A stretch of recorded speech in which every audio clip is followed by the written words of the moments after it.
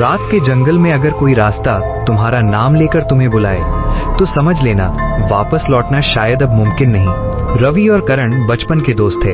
उनके गांव के बाहर एक पुराना घना जंगल था जिसके बारे में बचपन से एक ही कहानी सुनी जाती थी।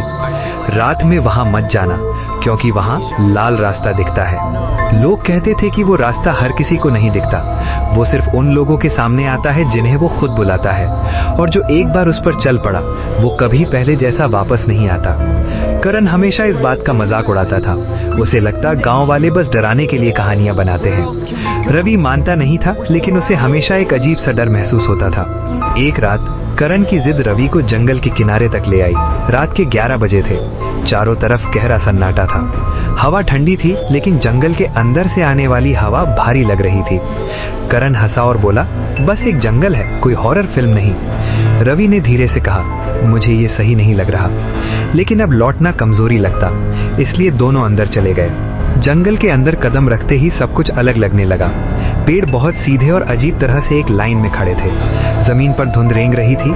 हवा में एक दबा हुआ सा बोझ था। कुछ मिनट चलने के बाद रवि अचानक रुक गया। उसने धीरे से पूछा, सुन, तुझे आवाज आ रही है? करण ने ध्यान लगाया। पहले कुछ नहीं, फिर बहुत हल्की सी फुसफुसाहट, जैसे कोई बहुत दूर से नाम ले रहा हो। रवि। रवि का चेहरा सफेद पड़ गया। तूने सुना? करण ने झूठ बोला, नहीं, लेकिन उसने भी साफ सुना था। दोनों और अंदर बढ़े। थोड़ी देर बाद जंगल के बीच एक छोटा सा खुला हिस्सा दिखा और वहां एक लड़की खड़ी थी। सफेद लंबी ड्रेस, किनारे मिट्टी से गंदे, लंबे खुले बाल, चेहरा आधा छुपा हुआ।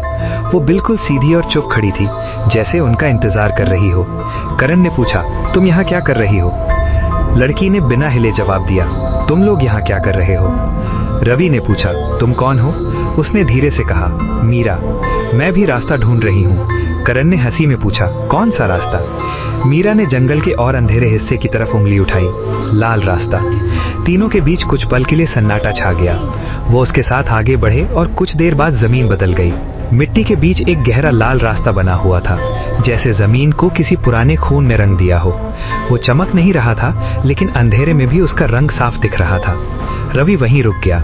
ये क्या है? करण एक्साइटेड हो गया, ब्रो, यही है। मीरा पहले से उस रास्ते पर खड़ी थी। उसने सिर्फ इतना कहा, चलो।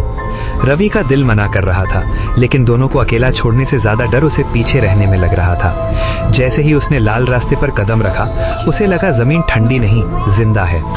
तीनों धीरे धीरे आगे बढ़ने लगे। कुछ ही देर में जंगल बदलने लगा। हवा रुक गई।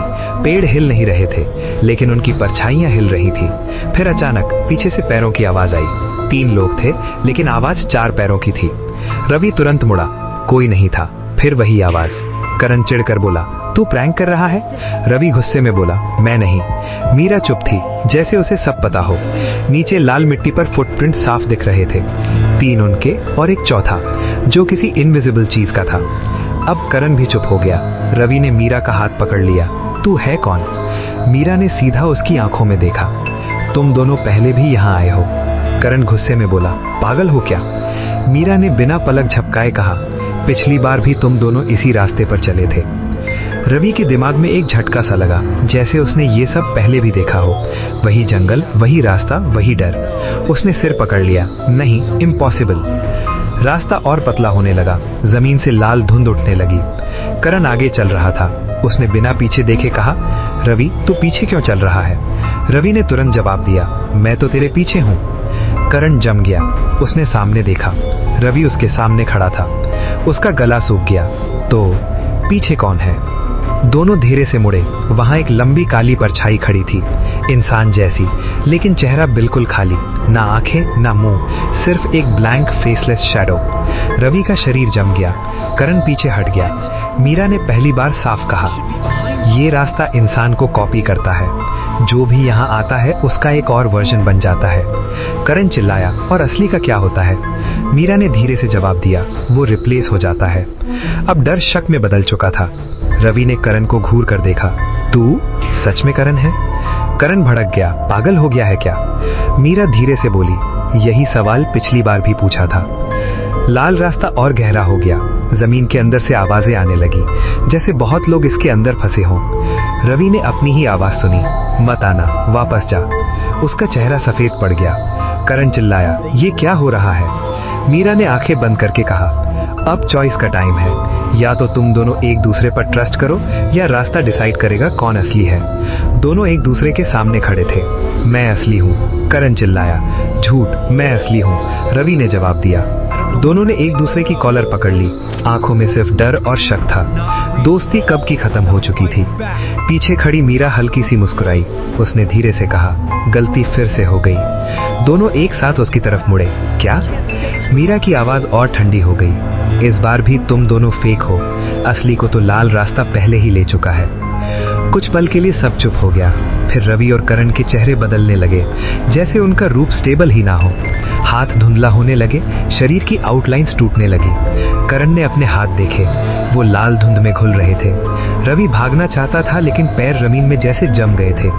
दोनों धीरे धीरे उसी लाल धुंध में घुल गए, बिना पूरी चीख के। और कुछ ही पल में वहां सिर्फ मीरा खड़ी थी। जंगल फिर से शांत हो गया। लाल रास्ता अब भी था, लेकिन उसकी चमक धीमी हो चुकी थी। मीरा अकेले बीच में खड़ी थी। उसने हल्का सा सिर घुमाया, जैसे किसी दूर की आवाज सुन रही हो। फिर उसके होठों पर एक हल्की सी मुस्कान आई और वो फिर से आगे चलने लगी। उसके कदम पड़ते ही लाल रास्ता फिर हल्की रोशनी से जगमगा उठा। कुछ देर बाद वही जंगल का किनारा, वही रात। दो नए लड़के जंगल के बाहर खड़े थे। एक आगे कॉन्फिडेंट, दूसरा थोड़ा पीछे हिचकिचाता हुआ, बिल्कुल रवि और करण की तरह। दूर धुंध के अंदर मीरा फिर खड़ी थी, इंतजार करती हुई। और उनके पीछे बहुत दूर धुंध के बीच एक लंबी फेसलेस काली परछाई कुछ पल के लिए दिखी, फिर गायब हो गई। दो नए कदम जंगल के अंदर बढ़ गए और लाल रास्ता फिर से शुरू हो गया।